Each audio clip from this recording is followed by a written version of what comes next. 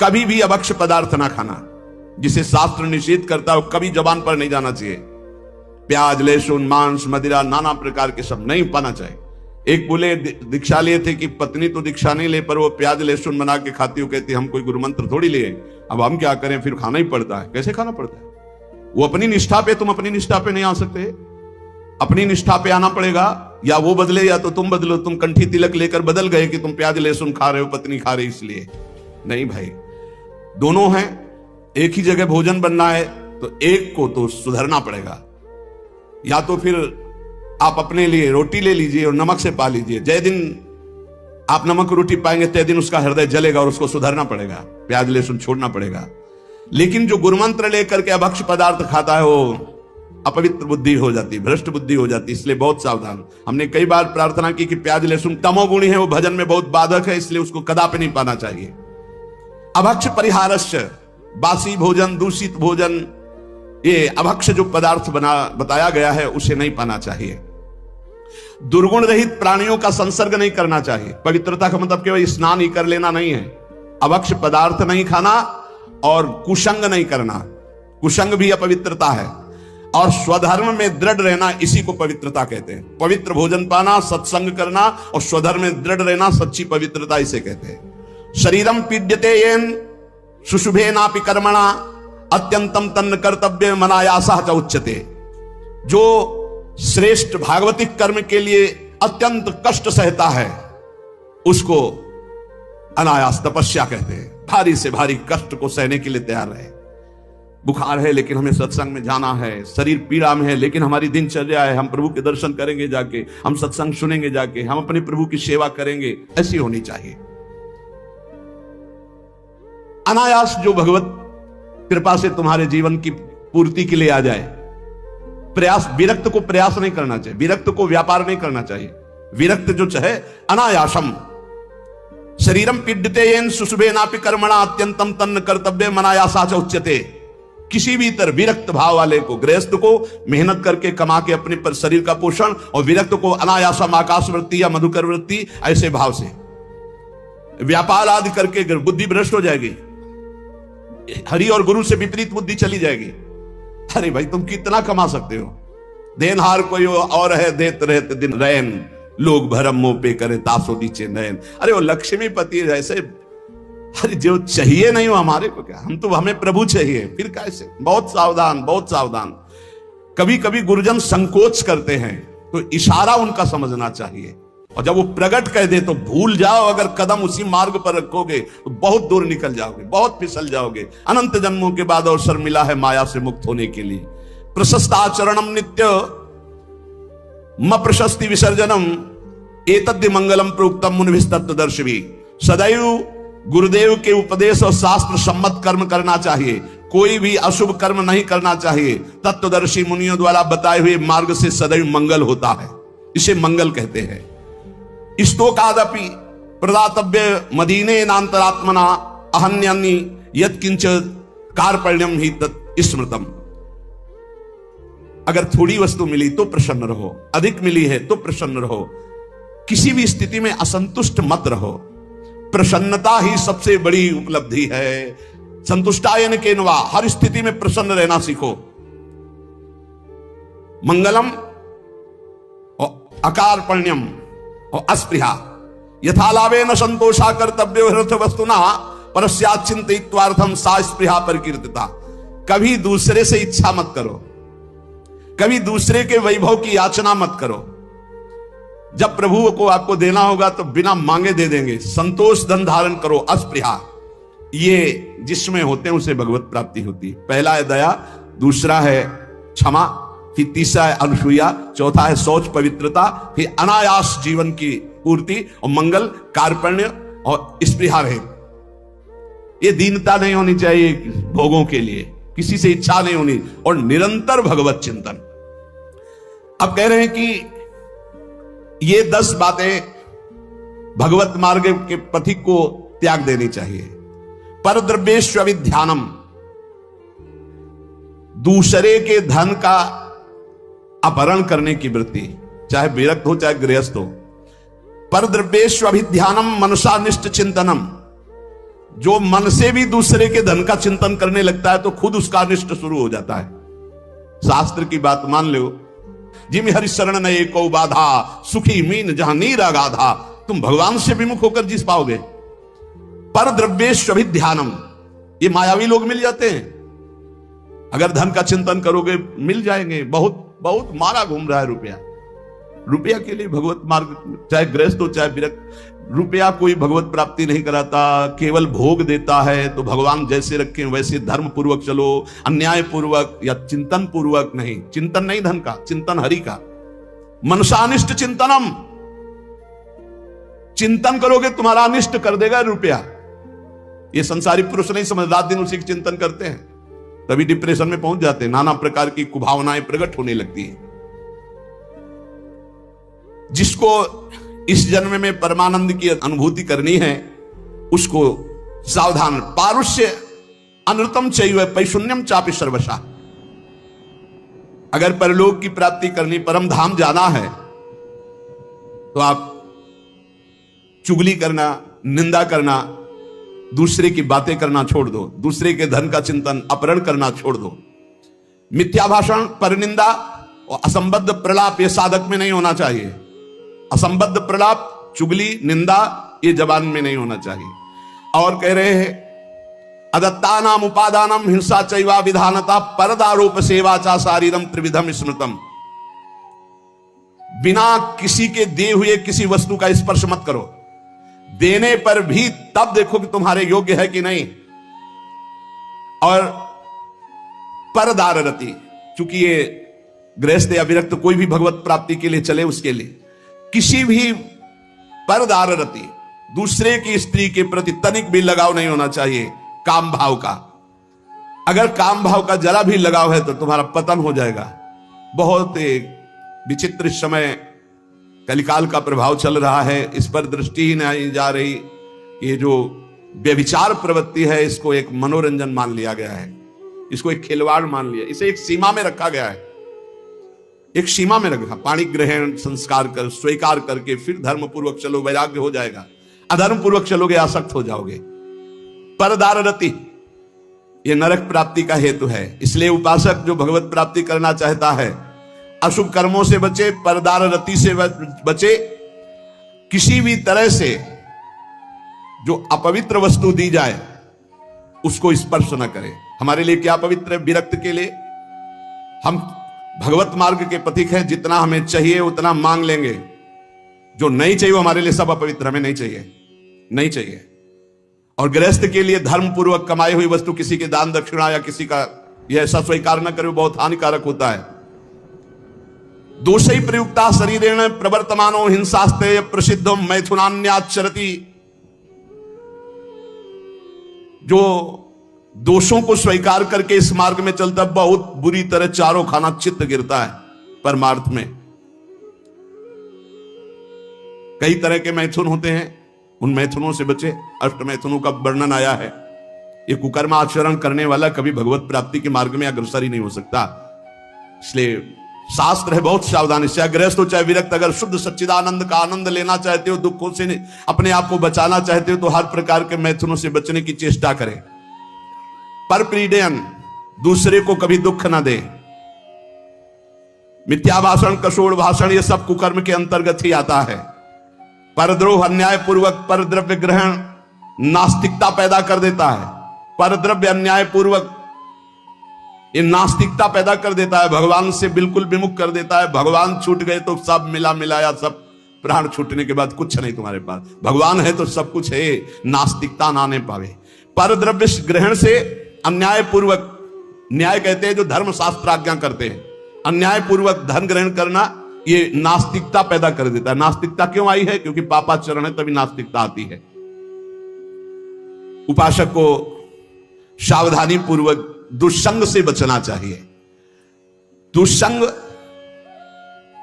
कई तरह का होता है। यदि दुर्जनों का संग मिल जाए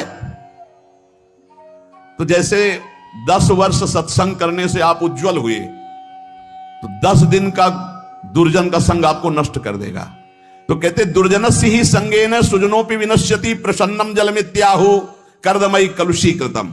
जैसे अति निर्मल जल बहुत दिनों में होता है, हिलन डुलन नहीं हुई, धीरे धीरे वो शांत निर्मल होता है, लेकिन उसमें जो ही कोई घुसेगा तो पूरा मलिन हो जाएगा।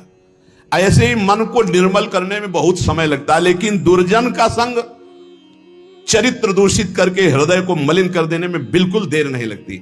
इसलिए दुर्जनस्य ही संगेन सुजनोपि विनश्यति। बड़े बड़े सज्जन पुरुषों का नाश भी दुर्जन पुरुषों के संग से हो जाता है। एक बार यदि दुर्जन का संग हो जाए तो निकलना मुश्किल होता है। बड़े बड़े सज्जनों के हृदय में भगवत मार्ग पर अविश्वास पैदा करके नास्तिक बना दिया दुर्जनों ने। जब दुर्जनता का संग हो जाता है तो वो दुर्जन पुरुष बड़े बड़े सज्जनों के प्रति भी दोष दर्शन करता है। जैसे लोगों के साथ रहा जाता है, जैसे लोगों की बात सुनी जाती है, जैसे लोगों से हम बात करते हैं, वैसा स्वभाव बन जाता है। जब दुर्जनों का संग हो जाता है तो बड़े बड़े सिद्ध साधु के पास भी वो कुछ लाभ नहीं ले पाता, केवल दोष दर्शन करता है। स्वभाव उसका बन जाता है दोष दर्शन का। इसलिए भ्रमादपि तु दुष्टानाम संगः कुरुते जना समर्था पुनस्त्यक्तुम तत्र विनिहन्यते। यदि भूल से भी दुष्ट का संग हो जाए तो तत्काल संग त्याग कर दो, नहीं वो नष्ट कर देगा। दुष्ट की पहचान, जिसके संग से भगवत स्मरण छूट जाए, जिसके संग से कुवासनाएं बढ़ने लगे, उसी का संग दुष्ट संग कहा जाता है। भगवान श्री राम तो इतना भी कह दे कि बरभल बास नरक कर ताता, दुष्ट संग जन दे विधाता। नरक मिल जाए अच्छा, पर दुष्ट ना मिले। दुष्संग बहुत बुरी तरह विनाश करता है। उदर निमित्तम बहुकृत वेशा, यह दुष्संग हो जाएगा। जो जनेन्द्रिय और रसेंद्रिय का पोषण करता, भेष कोई भी रखे हो, वो सत्संग नहीं हो सकता, वो दुष्संग ही है। जिनका चित्त शुद्ध होकर सच्चिदानंद भगवान के सुख में डूबने का लक्ष्य बन गया, वो साधक सावधान। दुर्जना परिहर्तव्यो विद्यालंकृतो यदि मणिना भूषिता सर्पा किम सौना भयंकर। दुर्जन मनुष्य हो, बहुत विद्वान हो, तो तुम्हारा नाश ही कर देगा। जैसे मणि से भूषित सांप हो तो क्या विष नहीं छोड़ेगा, वो विष ही छोड़ेगा। इसलिए बहुत संभल करके।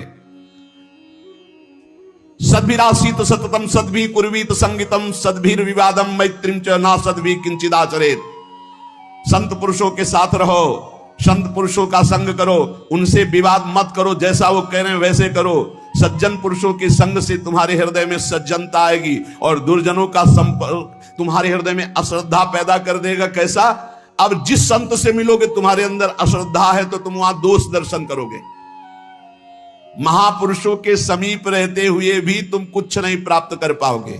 जाड्याम धियो हरति सिंचन्ति वाचम सत्यम मनोन्नतिम दिशति पापम अपाकरोति चेता प्रसादयति दीक्षु तनोति कीर्तिम सत्संगति कथम किम न करोति पुरुषाम। जब सत्संग मिलता है तो हृदय का कूड़ा करकट दूर हो जाता है, काम क्रोध ये नष्ट हो जाते हैं, बुद्धि विवेकवान होकर भगवान की तरफ बढ़ती है। और जब कुसंग मिलता है तो ऐसी संशयमय बुद्धि हो जाती है कि बड़े बड़े संत महात्माओं के समीप जाकर के भी वो दुर्लभ लाभ ना लेकर वो दोष दर्शन करता रहता है। समीप में दूर दूर से आकर लोग उनके दर्शन और उनके वचन सुनकर अपना परम कल्याण कर लेते हैं, लेकिन दुर्जन स्वभाव वाला, दुर्जन संग करने वाला उनके समीप रहकर उनकी निंदा करता है, उनके दोष दर्शन करता है, उनसे लाभ नहीं ले पाता है। अनेकों बार बड़े महापुरुषों का संग प्राप्त होने पर भी वो अगम्य रहते हैं, वो उनका लाभ नहीं ले पाते। इसीलिए देवर्षि नारद जी ने बताया कि साधु संग अगम्य है। साधु के समीप रहना, साधु के समीप जाना, अगर आपके अंदर दुष्टता है, दुष्ट स्वभाव है, तो आप उसका लाभ नहीं ले पाएंगे। दूर दूर से आकर लोग दर्शन संभाषण और अपना परिवर्तन कर रहे हो, समीप रहकर दुष्ट स्वभाव होने के कारण, उस साधु में दोष दर्शन करने के कारण लाभ नहीं ले पाते। इसलिए सदैव सत्संग करो, दुर्जनों का संग त्याग करो, नाम जप करो, और रसेंद्री को संभाल के रखो, और लेने में बहुत सावधान रहो। किसी से कुछ लेने में सावधान रहो, वो ऐसा पाप की कमाई ना हो जो तुम्हारी बुद्धि भ्रष्ट करके भगवान से विमुख कर दे। चाहे गृहस्थ हो चाहे विरक्त, अन्याय पूर्वक जीवन नहीं होना चाहिए, धर्म पूर्वक जीवन होना चाहिए। प्रिया प्रीतम की सेवा हमारा कोई नहीं। मन का संकल्प विकल्प प्रिया प्रीतम की सेवा, जगत की सेवा, और चित्त का निरंतर भगवदाकार चिंतन, अहम का पूर्ण दासत्व में समर्पण, ये सब कुछ नहीं, बड़ा कूड़ा करकट भरा हुआ है। कोई भी सत्कार्य होते उसमें अहंकार उदय हो जाता, मैंने किया। बुद्धि का निश्चय है, जगत में, भोगों में, रुपया में, प्रतिष्ठा में सुख है, मन नाना प्रकार की भोग वासनाओं का संकल्प करता रहता, बड़ा कूड़ा करकट अंतःकरण में जमा है। हे मेरी श्यामा प्यारी, आप करुणा दृष्टि से देख लो तो आपकी दृष्टि मात्र से मन बुद्धि सुधर जाएंगे। श्यामा प्यारी लाडली, तुम जानती हो सबके भाव, मेरे तो तुम एक हो। कछु साधन ना ही उपाय, ना हमारे कोई साधना है ना कोई उपाय है। आप सबके मन के भाव को जानती हो। हे श्यामाजू, आप ही हमारी साधना हो, आप ही हमारे साध्य हो, आपके सिवा हमारा कोई और साधन साध्य नहीं है। हे लाडली, जो अपने अवगुण कहो पाऊं और न छोड़, पर अंतर की तुम जानो सबे, मेरी श्यामा कहो निहोर। यदि हम अपनी गाथा हृदय की सुनावें तो कितने अवगुण हैं, पार नहीं पा पाएंगे। बस एक बात हृदय में देख पा रहे हैं कि वो स्वीकार करता है कि हमारी माई श्यामाजू को राज। हे श्यामाजू, आपके सिवा और किसी का आश्रय नहीं है, इसलिए आपसे ही निहोरा है कि आप ही हमारे हृदय को पावन कर दो, अपने प्रेम के योग्य कर दो, निर्विकार कर दो। राधा प्यारी मेरी स्वामिनी, निज सहचरी समुदाय, अली माधुरी आपके चरण परी बिललाए। हे समस्त सहचरियों, आपके मध्य में विराजमान जो श्यामा श्याम हैं, सहचरी सहित समस्त वृंदावन के परिकर को, प्रिया प्रीतम को हृदय से बार बार वंदना करते हुए विलख कर हम केवल इनके चरणों का आश्रय लेते हैं। अब आप देख लो, आपको संभालना है। इसे निर्भरा भक्ति कहते हैं।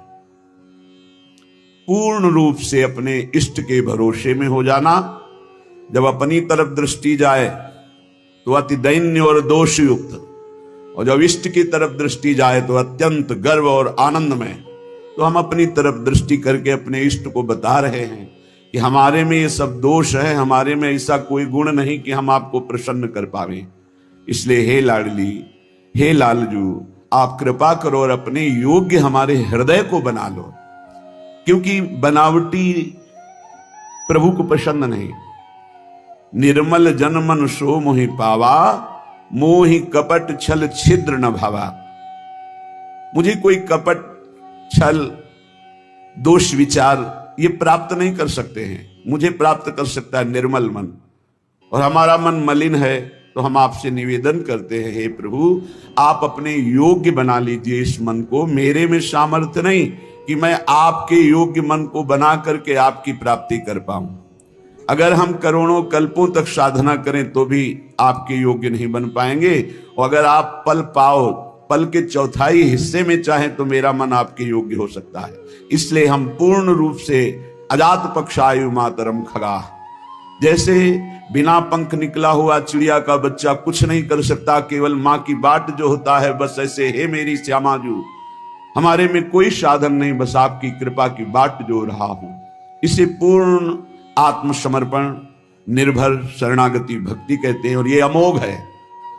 जिसके हृदय में ऐसा समर्पण हो गया हमारे माई श्यामाजू को राज, तो हरि ही श्यामाजू हैं, श्यामाजू ही हरि हैं। केवल स्वभाव और महिमा का रसास्वादन कराने के लिए प्रभु अपने प्रेम स्वभाव और अपनी प्रेम महिमा का रसास्वादन कराने के लिए ही हरि राधा किशोरी के रूप में विराजमान है।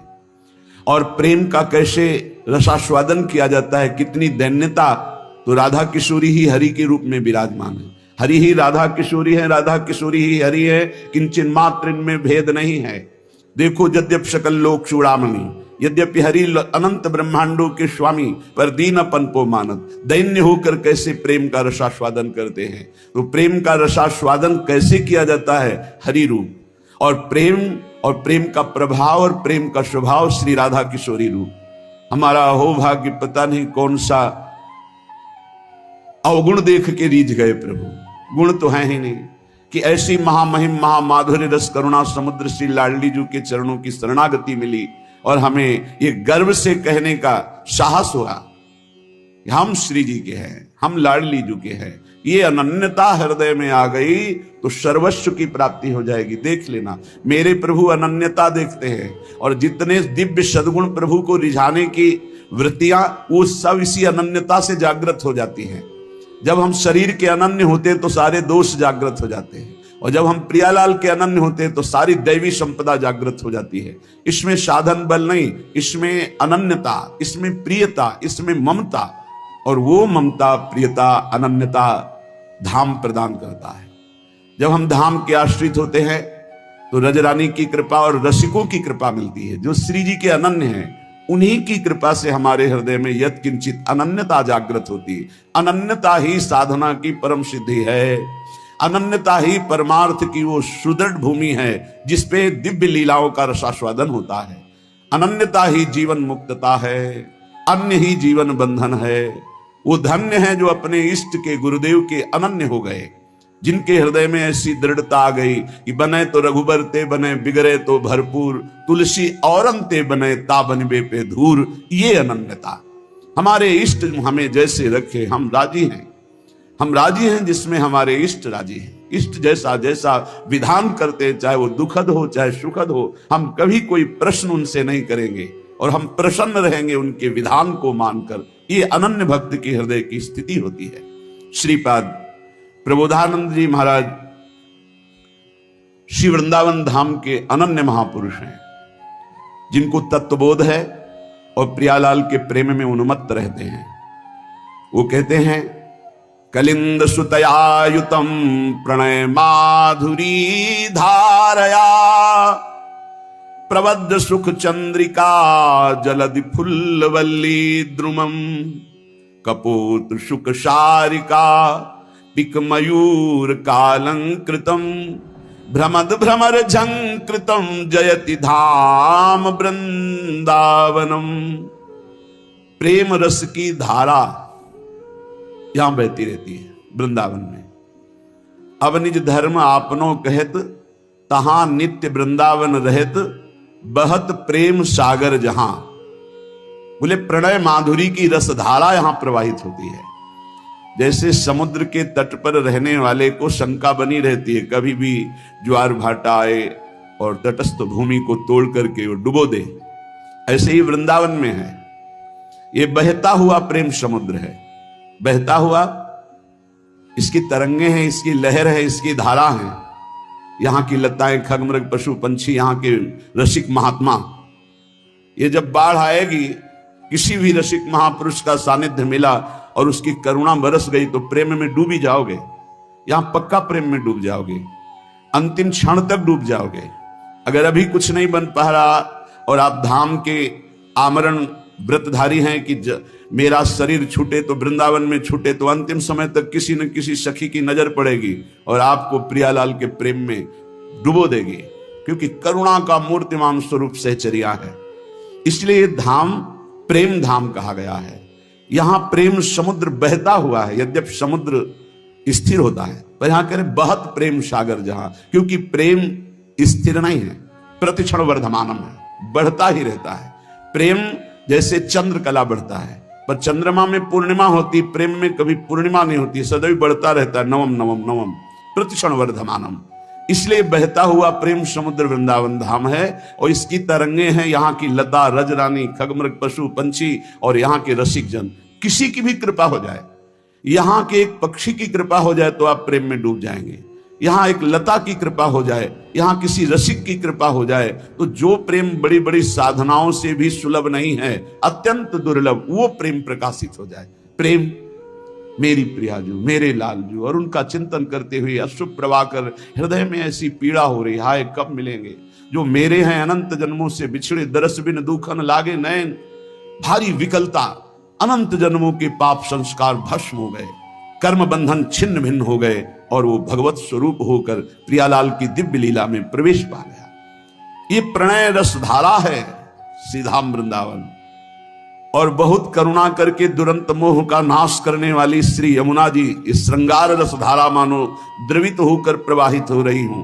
बहुत करुणा है यमुना रस रानी की, जिस पर यमुना जी प्रसन्न होती हैं, दुरंत मोह का नाश करके इसी जन्म में राधा वल्लभ लाल की उत्तम प्रेम लक्षणा भक्ति और सहचरी भाव प्रदान कर देती है। यही व राधिका पते पदाब्ज भक्ति मुत्तमा मवाप्यशा ध्रुवम भवेत परत्र तत्प्रियानुगा।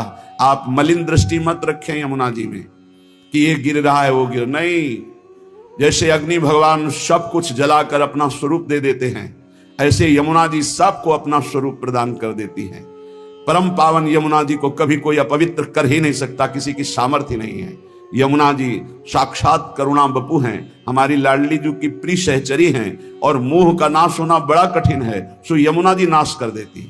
जिसने यमुना जी का दर्शन किया, यमुना जी का आचमन किया, यमुना जी का अवगाहन किया, वो कभी यमपुरी नहीं जा सकता पक्का।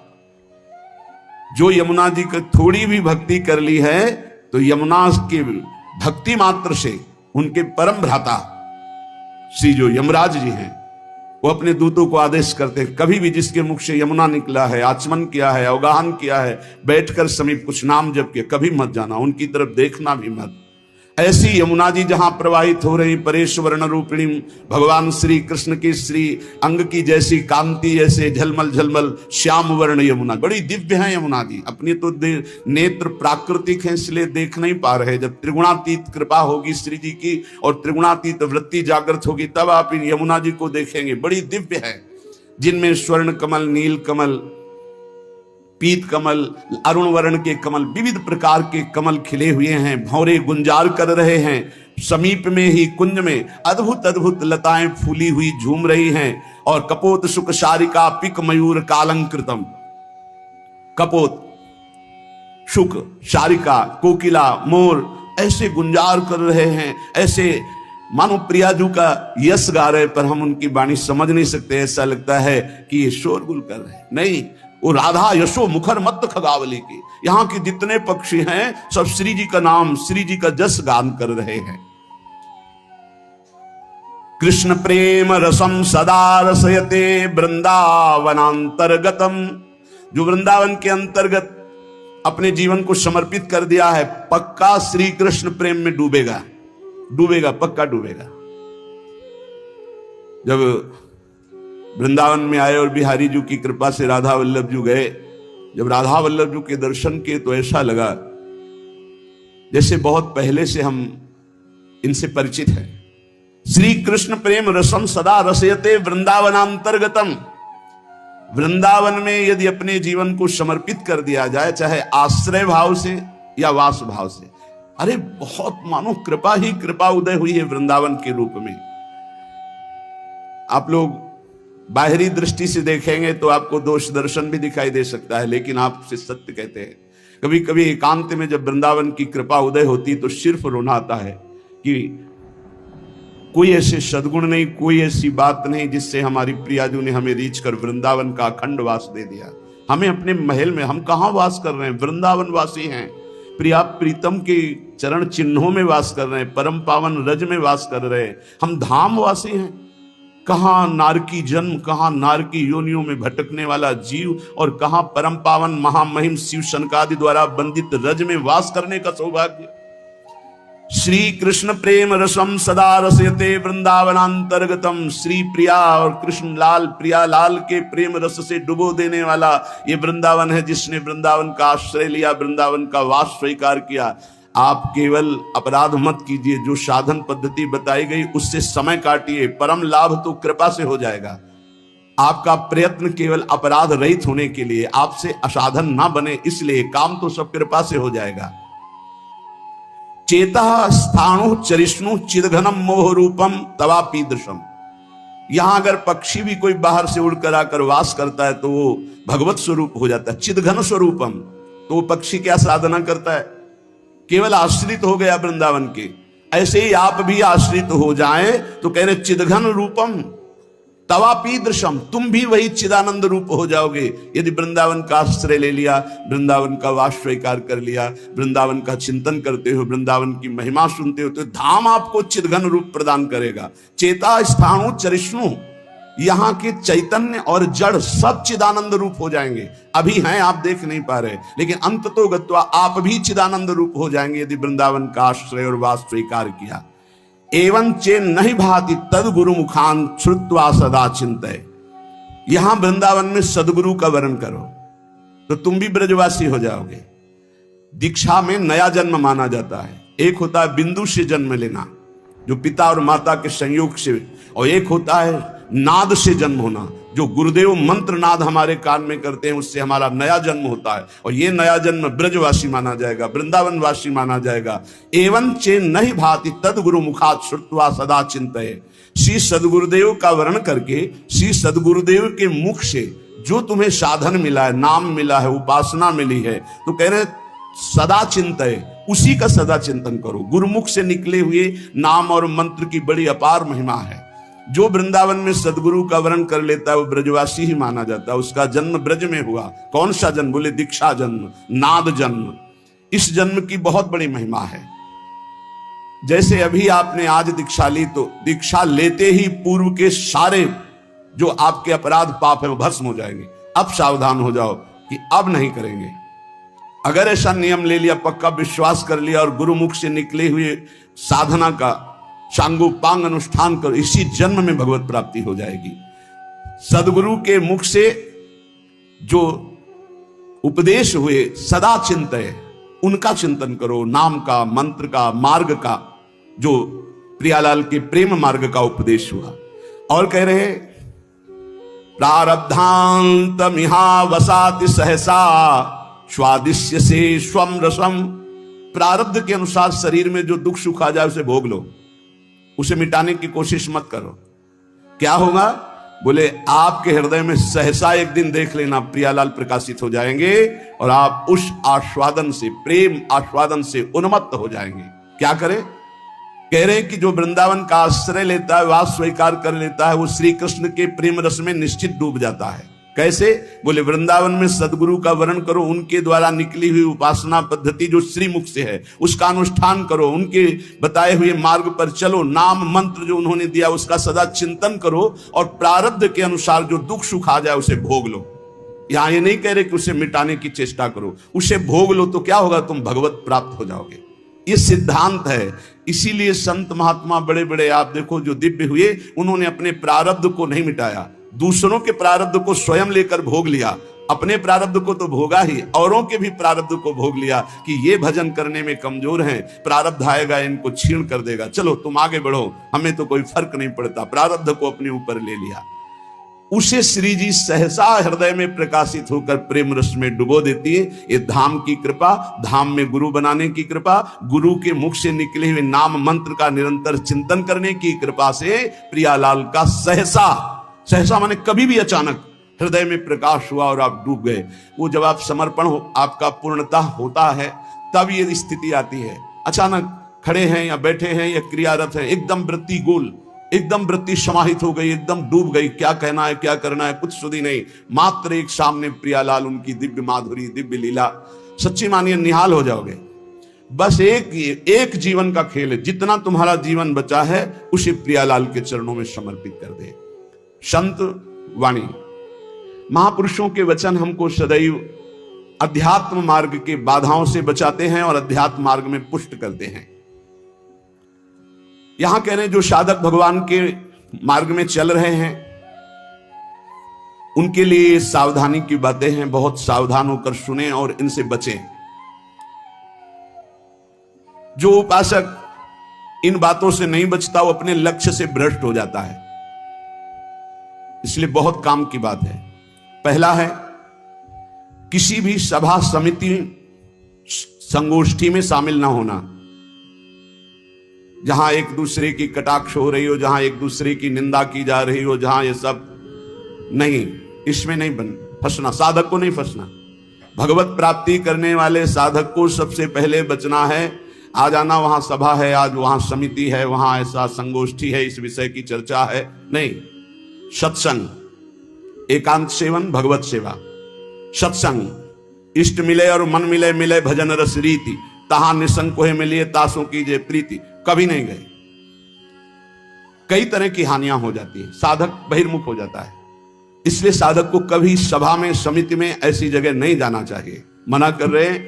सभा समितियों में शामिल होना मानो अपनी साधना को नष्ट करना है। जो लक्ष्य प्राप्ति के लिए चलना चाहता है, सभा समिति संगोष्ठी ये नहीं, एकांत सेवन, सत्संग सुना, अपरिचित जीवन, किसी से कोई परिचय नहीं, अखबार पढ़ना, समाचार देखना, ये उनके लिए सही है जो समाज सेवी हैं, जो समाज में विविध पदों में हैं। लेकिन जो भगवत प्राप्ति करना चाहता है उस साधक के लिए ठीक नहीं। ना समाचार पत्र पढ़ना और ना समाचार सुनना, ना समिति सभा में जाना, ना किसी राजनीतिक या व्यवहारिक संगोष्ठी को सेवन करना। नहीं, हम सबके हृदय में विराजमान उस परमात्म तत्व को जागृत करने के विषय में बोलते हैं। सबका हृदय मंदिर बने और सबके हृदय रूपी मंदिर में भगवान का प्रादुर्भाव, केवल उसकी चर्चा होती है। जिस प्रभाव से अनंत जन्मों से हम भटक रहे हैं, उस माया की मलिनता का नाश करके सच्चिदानंद प्रभु में स्थित होने की चर्चा होती है। बहुत चर्चाएं हो रही हैं, कम से कम एक चर्चा तो पकड़ो जिससे तुम्हारे हृदय मंदिर के पट खुले और तुम्हें साक्षात्कार हो जाए भगवान का। जब तक हृदय मंदिर में भगवान प्रकाशित नहीं होंगे तब तक कुछ काम बनने वाला नहीं। तो सत्संग हृदय मंदिर के पट खोलता है, सत्संग ज्ञान चक्षु खोलता है, प्रेम नेत्र खोलता है। सभा समितियों में जाना, पक्ष विपक्ष की वार्ता करना, समाचार पत्र पढ़ना, समाचार देखना, इस साधक को छोड़ देना चाहिए। दूसरा, कोई भी मनुष्य तुम्हारे जीवन में विशेष अधिकार प्राप्त न कर पावे। कोई भी पूरी सृष्टि में विशेष अधिकार, अरे वो अपने हैं, तो फिर श्यामा श्याम तुम्हारे कैसे रहे? श्यामा श्याम तो तभी अपने माने जाएंगे जब कोई और अपना ना हो। मेरे तो गिरधर गोपाल दूसरो न कोई, सिद्ध महान प्रेम रस में डूबी हुई मीरा जी के वचन है। मेरे तो गिरधर गोपाल दूसरो न कोई। गोस्वामी तुलसीदास जी, एक भरोसो, एक बल, एक आस विश्वास, एक राम घनश्याम हित चातक तुलसीदास। किसी भी मनुष्य से विशेषता पूर्वक आपका संबंध ना होने पावे, स्थान विशेष में आसक्ति ना होने पावे, वस्तु विशेष में स्वाद ना आने पावे। भगवत प्राप्ति करना है तो दूसरी बात, सावधानी पूर्वक, कोई हमारा विशेष नहीं, कोई खास नहीं, कोई वस्तु व्यक्ति स्थान कोई विशेष हमारे नहीं। जहां राखो ता रहो मान सुख रास है। जहां मेरे स्वामी जैसे रख रहे हैं वैसे रह रहा हूं। मेरा नहीं, मेरे स्वामी कहे जब चाहे तब हटा दे, जब चाहे तब रख ले, उनकी बात है। वस्तु जैसा चाहा वैसा भेज दिया, वैसा हम उसका सेवन कर रहे हैं। हमारे लिए कोई खास वस्तु नहीं, मेरे स्वामी ने भेजा इसलिए बात है। तीसरी, मठ या आश्रम की स्थापना करके उसके विषय में चिंतन करना और धन आदि की चाह करना, यह साधक भगवत प्राप्ति से भ्रष्ट होने की वृत्ति है। यह सिद्धों का कार्य है, साधकों का नहीं। मठ आदि की स्थापना करना यह सिद्धों का कार्य, आचार्यों का कार्य है। आश्रम आदि की निर्माण वृत्ति करके फिर उसके संचालन के विषय में चिंतन करना, फिर रुपया पैसा इकट्ठा करना, और जब मर गए तो बाद में जो चार शिष्य हैं आपस में झगड़ा करना, मुकदमाबाजी शुरू होना। बचो इससे। जैसे बने बनाए मंदिर हैं, बने बनाए जगह हैं, हमको वास मिल रहा है, वास कर रहे, हटा दिए जाएंगे, फिर फुटपाथ में बैठ जाएंगे, पर हमारा कोई चिंतन चुरा ले, ऐसा नहीं। हम ऐसा कुछ नहीं करेंगे जिससे हमारा चिंतन बंटवारा हो जाए। मेरे प्रभु हैं, वो थे, वो रहेंगे। उनके एक निमिष मात्र से अनंत ब्रह्मांडों का सृजन हो जाता है। वो जहां रखेंगे जैसे रखेंगे, जहां राखो तहां रहो मान सुख रास है। उपासक किसको बैठा ले? स्थान विशेष में आ सकती नहीं, व्यक्ति विशेष में आ सकते नहीं, वस्तु विशेष में आ सकते नहीं। हमारे लिए ना कोई वस्तु विशेष है, ना स्थान विशेष है, ना व्यक्ति विशेष है। मठ और आश्रम आदि की स्थापना करके उसके चिंतन में डूबना, अपने मन को मानो दुर्गति का मार्ग चयन कर लेना। थोड़ा सा कड़वा लगेगा ये बात। हम कह रहे हैं सिद्धों का कार्य, साधकों का नहीं। साधकों को नहीं फंसना चाहिए। अगर साधक फंसेगा तो नष्ट हो जाएगा, पक्का, इसमें कोई संशय नहीं। वाल्मीकि रामायण में एक प्रसंग आता है कि एक ब्राह्मण देवता भिक्षा याटन के लिए निकले हुए थे, कई दिन के भूखे थे, भिक्षा मिली नहीं, तो रास्ते में कुत्ता आराम से पड़ा था, 3-4 लाठी उसकी खोपड़ी में मारी, फूट गई खोपड़ी। उस समय राजाधिराज चक्रवर्ती महाराज अनंत कोटि ब्रह्मांडों के स्वामी भगवान श्री राम सिंहासन पर विराजमान थे। दरवाजे से आवाज मारी, सेवक ने कहा एक कुत्ता अपनी प्रार्थना करना चाहता है। भगवान ने बुलाया, बोलो। बोले मैं आराम से मार्ग में पड़ा था प्रभु, क्या मार्ग के साइड में पड़े रहना अपराध है? मैं कुत्ता हूं तो इसलिए मेरा इतना भी अधिकार नहीं कि मैं रास्ते के साइड में पड़ा रहूं। नहीं हुआ क्या, एक ब्राह्मण ने हमारे 4-5 लाठी मारी, खोपड़ी फूट गई। आप बताओ क्या मेरा दोष क्या था, मैंने भूखा भी नहीं, मैंने उसको कुछ छेड़ा भी नहीं, फिर क्यों मारा? बोले हमारे दरबार में ब्राह्मण को तो दंड दिया नहीं जाता।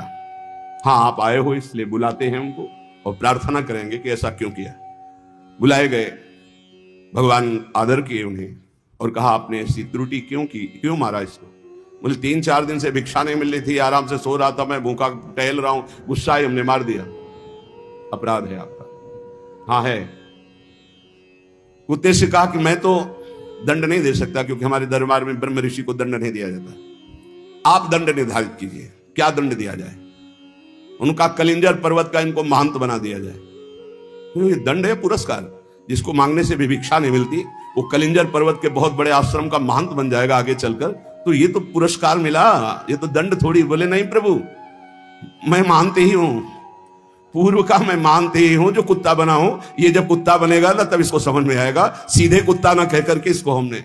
अगर साधक के ये सिद्धों का खेल है, जो स्वात्मानंद में मगन है वो पूरा साम्राज्य चला सकते हैं, लेकिन जो साधक है अगर इस प्रपंच में फंसा तो मारा जाएगा। जब तक भगवत साक्षात्कार ना हो तब तक होश में मठ और आश्रम आदि की स्थापना करके उसके चलाने की चिंता करना, ये सब बिल्कुल परमार्थ से भ्रष्ट कर देने की बात है।